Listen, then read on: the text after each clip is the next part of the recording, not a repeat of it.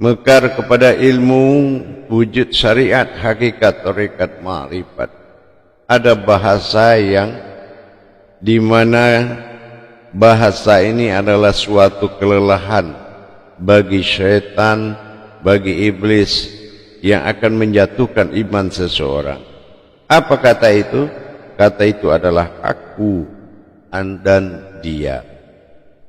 Bahasa aku dan dia dalam ejaan tasyawuf hu dan hau. Nah, ini menjadi sebuah dilema bagi pencari dan pengagum atau penyembah. Pencarian puncak kebenaran aku dan dia itu sangat relevan kepada pengakuan satu kodrat. Kalau pengakuan ini terjadi dua kodrat, ada aku beda dengan dia, ini sudah tidak tauhid. Ya, itu sudah tidak tauhid. Kalau ada pengakuan aku berbeda dengan dia, karena bertentangan dengan laisa kamislimin syai'un. Ini yang tidak setaranya. Ya, apalagi mukhalifatul hawadis, salbiyahnya. Tidak akan pernah ada sama meskipun dua atau sama. Tidak akan pernah. Nah, ini al-haidun wal wajahudun, ya, al-wahidun al-ahadun. Jadi sifat satu dan kesatuan adalah satu, dan yang satu itu kesatuan. Artinya penyebutan aku pada dia dan dia pada aku bukan ada dua kodrat, tetapi pada kodratku sendiri. Aku dan kodratku itu berbeda marwah. Marwah keakuanku disebut dengan aku, tapi marwah aku adalah dia. Nah, di sini di mana kita dapat melihat kebenaran aku dan dia tadi. Ini kalau sesi kebenarannya tidak bisa nyata dalam bentuk law ma'bud atau dalam bentuk kodrat, ini dinamakan sebuah keyakinan tak terarah, di mana kita bisa memastikan kata-kata aku dan dia tadi. Nah, di sini kita akan melihat bahwasannya di dalam pemahaman keakuanku di situ ada aku. Nah, keakuanku itu adalah aku bagi dia. Dia itu sesuatu yang tak ternilai dan tak terbatas. Tetapi karena pencarian itu kembali kepada yang mencari, maka dia itu akan diwujudkan berupa aku. Nah, ini membutuhkan iman yang sangat kuat, membutuhkan keputusan atau isbatul yakin yang lebih kokoh dan tanpa ragu-ragu. Dikembalikan dia kepada aku untuk mendapatkan dia pada tak terhingga. Dikatakan tak terhingga diungkap riwayat aku ada dalam keakuanku. Itu sangat jelas tumbuhnya raga, tumbuhnya kodrat bukan karena ruh atau hayat, tetapi karena kehendak pula.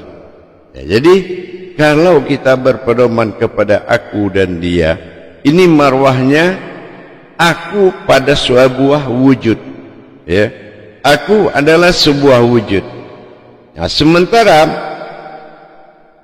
wujud aku sendiri disebut dengan dia pada tak terhingga. Tak terhingga itu bukan karena dia jauh, bukan karena tinggi. Tak terhingga itu tidak berasal dari sesuatu apapun, tapi berasal dari sesuatu, bukan dari satu apapun. Baik itu alam, baik itu kodrat, baik itu apapun bentuknya.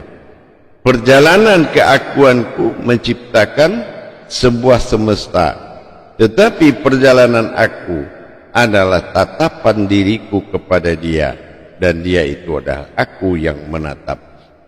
Nah, ini dibenarkan dalam bahasa filsafat tauhid, bahwasanya yang berkata itu adalah satu dalam perkataan yang banyak. perkataan yang satu kepada perkataan yang banyak. Ini dinamakan dengan suduh kasroh fil wa'adah, suduh wa'adah fil kasroti. Baik berkata yang satu karena yang banyak itu berkata karena satu. Nah, ini dibutuhkan imanullah, dibutuhkan iman Allah. Kalau iman Allah itu iman Tuhan, pengakuan Tuhan, hanya Tuhan bisa mengaku Tuhan. Nah, inilah limpahan wawarisa, limpahan kewenangan terhadap sifat hulul dan hudur. Hulul adalah sifat pernyataan aku pada suatu tempat, tapi hudur adalah sifat kehadiranku menjadi sebuah tempat. Ini melelahkan sekali buat setan dan iblis, melelahkan kalam-kalam yang seperti ini. Ini yang dikatakan kalam tauhid wujudi, yaitu tauhid yang muncul di dalam tauhid. Apa yang dikatakan tauhid muncul dalam tauhid, itulah dia muncul pada aku, dan aku mengaku pada sifatku, mengaku pada nama Allah, mengaku pada ada, mengaku bernama Allah dan berwujud Muhammad. Ini pengakuan, tetapi yang diakui adalah dia pada aku.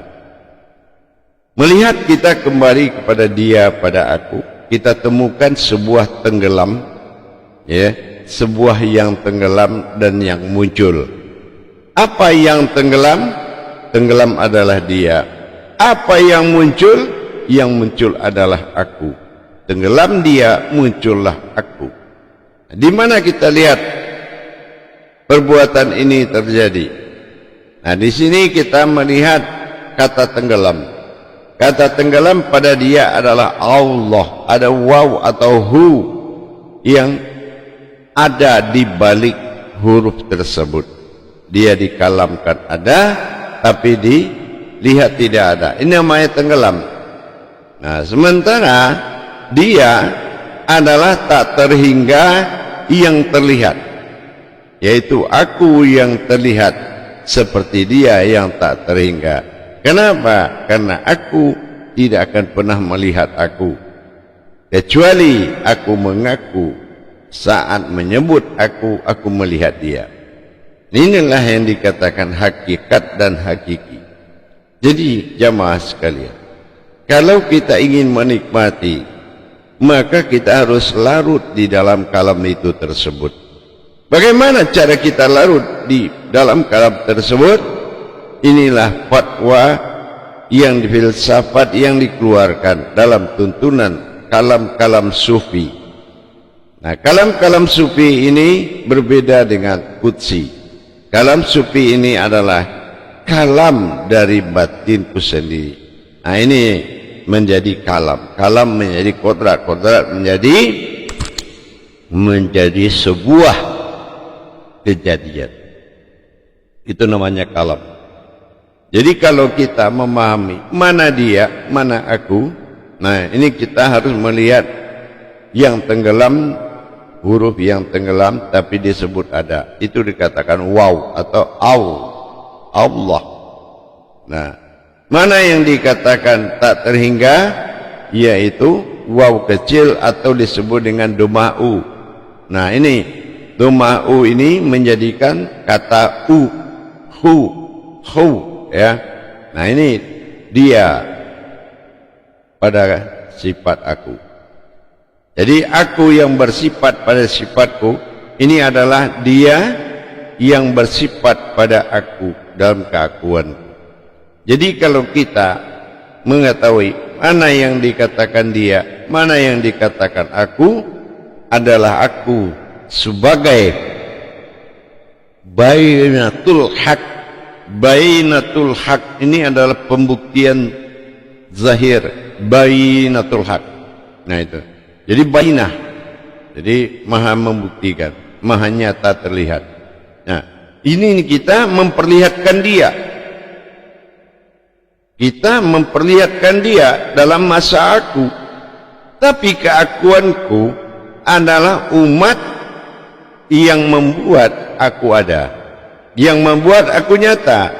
tapi Tuhanku adalah Dia yang kujadikan dan menjadikan aku Tuhan. Nah, ini yang dikatakan dengan aku dan Dia. Hu dan waw, maka dibaca dengan huwa. Huwa itu adalah Dia semata.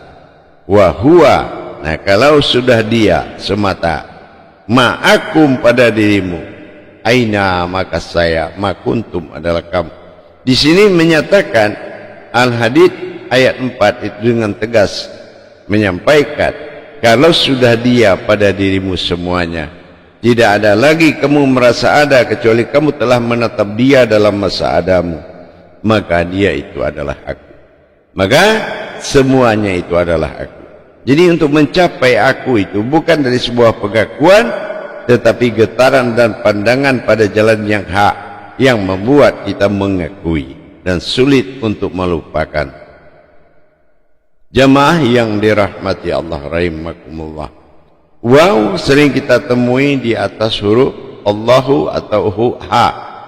Jadi waw itu terletak seperti yang dikatakan doma'u itu seperti waw kecil, sementara waw besar dikatakan dengan wa atau dikatakan dengan Dia.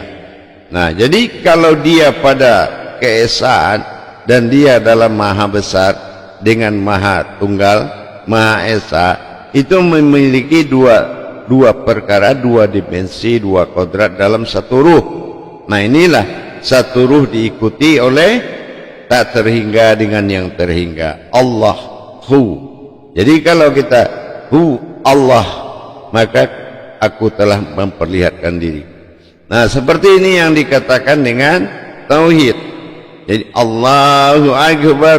Nah, kita sudah memperlihatkan, kita menyaksikan atas Dia yang memperlihatkan.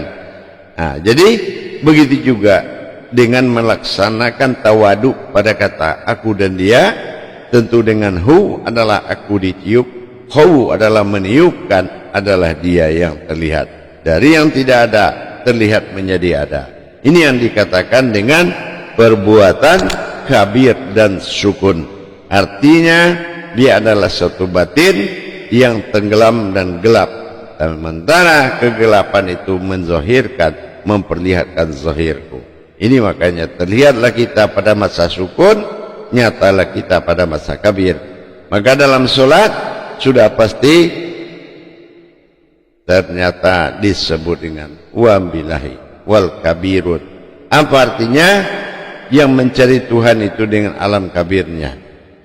Kabirau walhamdulillah, kabir a'u hau walhamdulillahi kasir, maka bergeraklah ku menuju rahasia sirau, ya, wabilahi ala wabilahi ala. Jadi dengan bagaimana kita betul-betul dia milah, ya Tuhan. Nah gitu, jadi membuat seperti titik kosong, yaitu alif kasro'i pada bismillah. Nah di sini kemunculan Dia melihat aku nyata terlihat, Rahmanir Rahim. Jadi dengan adanya ha alif kasro'i, natijah tidak mampu terlihat, maka Dia mampu memperlihatkan. Dengan milahnya Rahman, zat memperlihatkan, Rahim dan Nur memperlihatkan. Zat dan Nur adalah bertugas memperlihatkan hakiki berwujud hakikat. Ini yang dikatakan aku dan Dia. Aku sesuatu yang nyata bergerak dan berprasangka, tapi Dia sesuatu yang menyaksikan gerak prasangka tersebut. Sejauh mana ketuhanan itu berlaku dan hadirnya Tuhan dalam ketuhanan. Inilah gunanya undangan dari ruhani dan getaran-getaran ruhani yang membuat datangnya tabraninya dari Allah, datangnya qadrat sirinya dari Allah, karena tidak ada keraguan dalam menetapkan aku adalah Dia, Dia itu adalah aku. Dalam masa pengenalan aku dan Dia, kita harus memperkecil ruang pandangan, mempersempit ruangan pandangan dengan maujudullah, rupa-rupa pada diri. Kalau rupa-rupa pada diri berarti telah bertingkah aku pada tingkahku sendiri. Tingkahku adalah aku, dan bertingkahnya aku dalam keakuanku adalah kodrat dari sifat itu sendiri. Makanya disebut dengan hayatul insanul fatiyatun wal nasud. Kalau ingin melihat aku, maka lihatlah tingkahku pada tajalli diriku berupa batin. Nah ini ta'alaihim dengan bi'alaihim, berwujud zahir ta'alaihim, dan berwujud daripada sir yaitu bi'alaihim. Maka terlihatlah dalam perpaduan amin.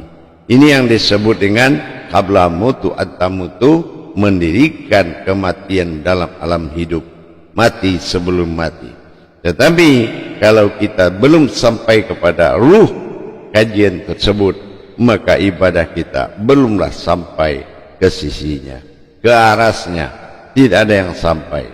Makanya kita wajib mentadabur kembali pemahaman menjadi sewujud suci yang akan menjadi kecintaan bagi kita. Tidak perlu jauh-jauh ingat Allah, tidak perlu jauh-jauh melihat Allah. Maka ahyan karajiatun wan sabitatun, lihatlah dirimu dan lihatlah wajahmu, sebetulah aku yang terlihat.